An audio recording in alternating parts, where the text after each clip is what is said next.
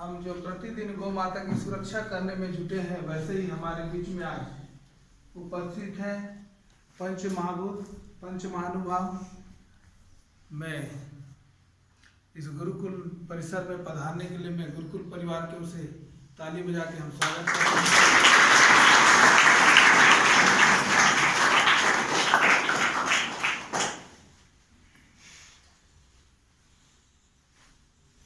ये हम सबका सौभाग्य है कि ऐसा अवसर प्राप्त हुआ है। यह प्राचीन परंपरा पे संचालित है हमारा गुरुकुल। और आप जो महानुभाव यात्रा में आए हो, आप का परिचय मैं आचार्य कोमल जी से करवाता हूँ। ये आप हमारे संस्था के यहाँ के प्रमुख हैं। आपके नेतृत्व में सभी संस्थाएं संचालित है। यहाँ पर गुरुकुल का संचालन आर्ष ज्योति गुरुकुल के नाम से है। साथ में महाविद्यालय है संस्कृत के माध्यम से, यज्ञशाला है, गौशाला है, वानप्रस्थ आश्रम जिसमें हम आज निवासरत हैं, और कृषि का कार्य है, आयुर्वेद का कार्य है, और ऋषि परंपरा का जो कार्य है उसका आचार्य जी के नेतृत्व में पूर्ण रूप से निर्वहन हो रहा है। इसी तरह से हमारी भारतीय संस्कृति आगे बढ़े, इन्हीं आशाओं के साथ में बहन विष्णुप्रिया जी से चाहूंगा कि जो यात्रा का उद्देश्य है इसके बारे में 2 शब्द सुने। वंदे गो मातरम। आप सबको प्रणाम वंदन। मेरे नन्हे मुन्ने बच्चे रूपी भगवान को चरण स्पर्श वंदन। अखिल भारत गो सुरक्षा यात्रा अक्टूबर 2 अहिंसा दिवस। आप लोग सब जानते हैं ना, गांधी जी का दिवस है अक्टूबर 2 अहिंसा दिवस। उस दिन से 2 अक्टूबर से निकली है दिल्ली से अखिल भारत गो सेवक समाज और कोलकाता का सर्वोदय विचार परिषद। जो संस्था अखिल भारत गो सेवक समाज 97 साल पुराना संस्था है, जो भारत में और बंगाल के बॉर्डर में बहुत सारे जो कत्ल खाना को बंद करने में, गौ हत्या को बंद करने में अहम भूमिका निभाया है। उस हम लोग का लक्ष्य यही है कि मानव मात्र के शाकाहारी बने। जिसे इधर लिखा है आहार शुद्ध सर्वशुद्धि सर्वशुद्धो युद्धवा स्तुति, ऐसा लिखा है ना। तो आहार जैसे खाए अन्न वैसे बोले मन, जैसे पिए पानी वैसे बोले पानी। तो बड़ी प्रसन्नता हुई आप सब लोगों के साथ आके। ये जो हमारा देश में गुरुकुल था, प्राचीन परंपरा है हमारा गुरुकुल शिक्षा पद्धति। गौ माता हमारा मेरुदंड है, आर्थिक मेरुदंड है, जीवन का आधार है। उसी को आज हमारा शिक्षा पद्धति जो मैकल्य शिक्षा पद्धति आया, तोड़ दिया गया था। नैतिकता को, भारतीय का संस्कृति को, भारतीय का आदर्श को तोड़ दिया गया था। लेकिन अभी भी इतना अच्छा भव्य गुरुकुल यहाँ चल रहा है। कल से हम लोग यहाँ आए हैं तो देख के बड़ी प्रसन्नता आ रही है। और एक एक में मुझे आप लोगों में से शिवाजी चाणक्य दिखाई दे रहा था कल। हर एक एक को शिवाजी जैसा, चाणक्य जैसा बनना है। और दुनिया में इतने सारे बच्चे हैं, आपका माँ पिताजी का इतना सुकृत है कि आप जैसे ये देश के वीरों को पैदा किए हैं। तो हम लोग इसी उद्देश्य में निकले हैं कि फिर से ये सोने की चिड़िया, जगत गुरु कहने वाली ये भारत माता फिर से सोने की चिड़िया जगत गुरु कहलाए। घर घर में हवन हो, हर घर में हवन हो। एक प्राणी, एक मानव, एक गाय। आज क्या हुआ, एक मानव एक कुत्ता, ऐसे है ना।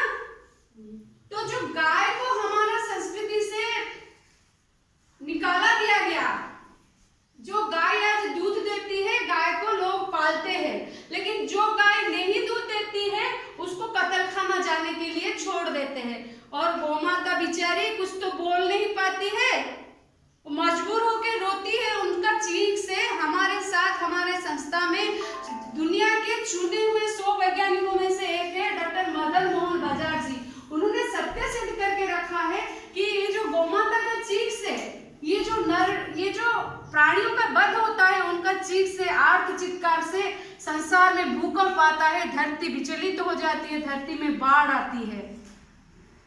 तो इसको बचाने के लिए हम सब लोग प्रयास करेंगे और कर भी रहे हैं। इसी यात्रा का उद्देश्य है, जो गौ माता दूध नहीं देती है उसी का गोबर और गौमूत्र को उपयोग करके कैसे प्राकृतिक खेती करें, कैसे उनका गोबर और गौमूत्र को पूरी हर काम से कैसे हम लोग गोव्रती बने, यानी पीना है तो केवल देसी, तो विदेशी तो गाय है ही नहीं, भारतीय देसी का गाय का दूध से लेकर हर चीज स्वदेशी अपनाओ, देश बचाओ, स्वदेशी को अपनाना है, यही विचार लेके हम लोग आए हैं।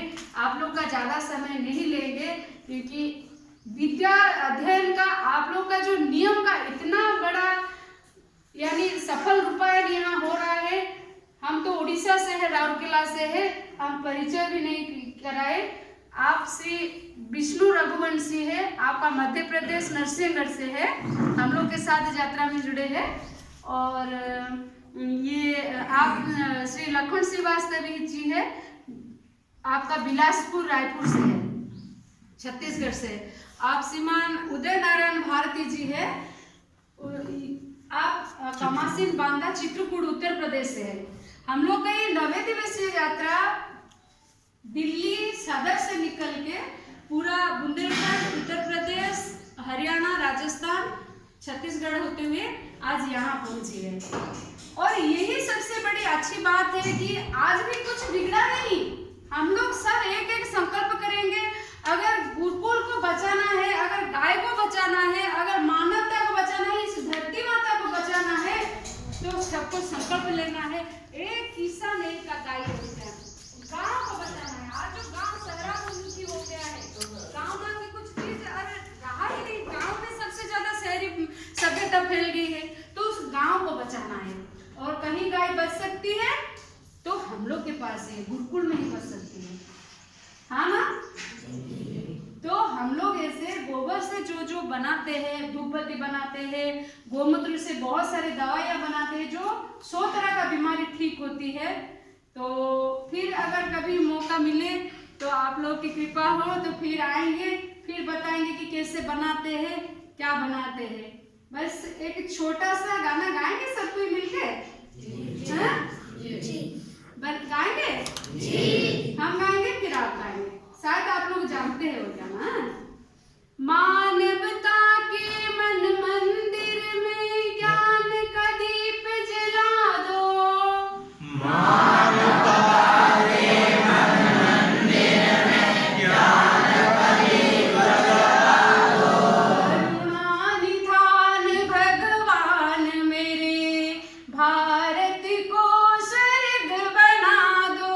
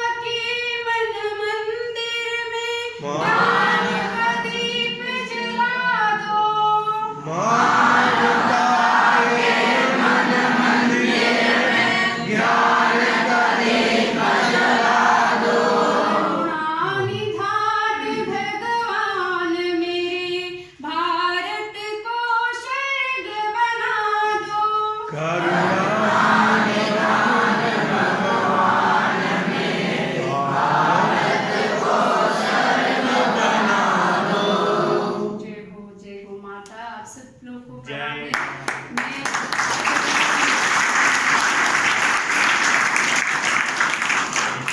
मैं आचार्य से निवेदन करती हूँ वो हम लोग का उत्साहवर्धन के लिए अपनी संभाषण रखिए।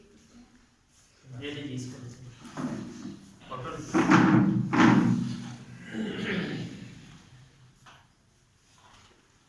आज हमारे बीच में अखिल भारत गौ रक्षा यात्रा, गांधी जी की जयंती, पूरे भारत के लिए अहिंसा दिवस के अवसर पर आप यात्रा में निकले हैं और इसी यात्रा के तहत कई प्रदेशों को घूमते हुए आज आप यहाँ पर भी पहुँचे। आपको गुरुकुल परिवार की ओर से बधाई, शुभकामना। नाम का अहिंसा दिवस हम मनाते हैं, आपको पता है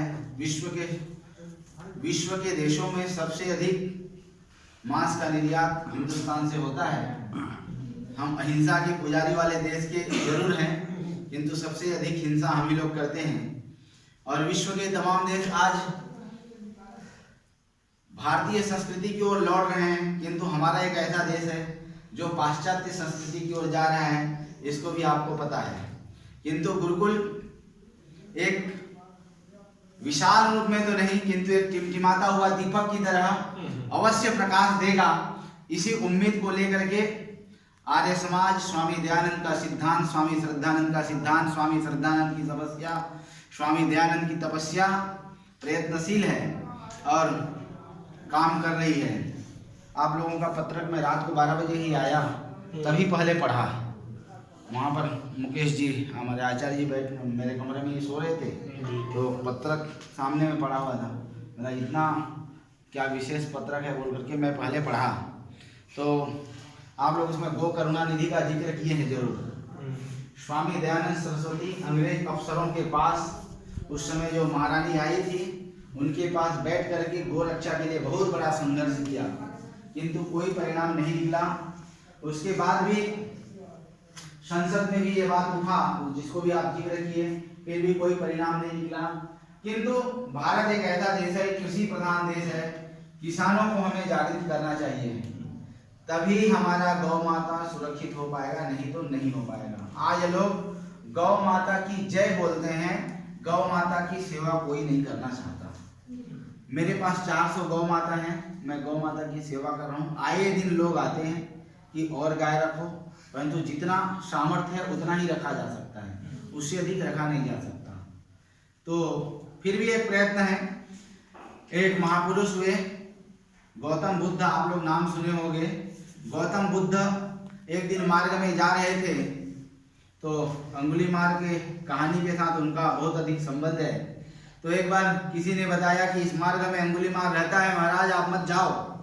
तो महात्मा बुद्ध बोले कोई बात नहीं, मैं जाऊंगा, उसी रास्ता से जाऊंगा। तो जब महाराज जाने अंगुलीमाल के मार्ग में ही जब गौतम बुद्ध जाने लगे, तो गौतम बुद्ध के ऊपर वो आक्रमण करने के लिए तैयार हुआ। तो गौतम बुद्ध के ऊपर आक्रमण करने के तैयार हुआ, रुक जा। गौतम बुद्ध बोले अरे रुक जा। तो एक बार तो झिझक करके रुका। गौतम बुद्ध बोला रुक जा, बोलने से रुक तो गया, किंतु बोला मैं रुक करके करूं क्या, मेरे भी तो परिवार है, मेरे भी तो लोग हैं, मैं भी प्रतिज्ञा ले रखा हूं, मेरे को भी अपनी प्रतिज्ञा पूरी करनी है। तो गौतम बुद्ध बहुत कुछ समझाए, तुम जिसके लिए प्रतिज्ञा कर रखा है उन लोगों से पूछ करके तो आ कि उस पाप के भागीदार वो भी होंगे नहीं होंगे, क्या है कैसा है, इसको भी पता कर लो। तो बहुत देर तक विचार मंथन किया, परंतु पूछने नहीं गया। उसके बाद विचार मंथन करने के बाद बोला मैं तो रुक गया, परंतु बताओ मेरे को कुछ काम बताओ। तो बोलने लगा, गौतम बुद्ध उनको बोले कि देख ये जो कर्म जो कर रहा है ये पाप कर्म है, और इस पाप कर्म का फल तुझे ही मिलेगा, दूसरे किसी को मिलने का नहीं। किंतु ध्यान रखना इस पाप कर्म को तू छोड़ दे। तो बोला ठीक है महाराज आपकी कृपा। गौतम बुद्ध को प्रणाम करके उसको गुरु बना लिया, छोड़ दिया पाप कर्म। किंतु ऐसा छोड़ा कि कोई भी आदमी आए तो उसको मारने लगे, कोई भी आदमी आए तो मारने लगे, बेचारा लहूलुहान हो गया, होगा ना लहूलुहान। तो बाद में गौतम बुद्ध वापस जब आए तब देखिए लहूलुहान है। तो पहले लोग बहुत डरते थे और अंतिम में ऐसा हुआ कि उसको लोग कोई डरे नहीं, कोई भी आके पत्थर मार दे। तो बोले कि अरे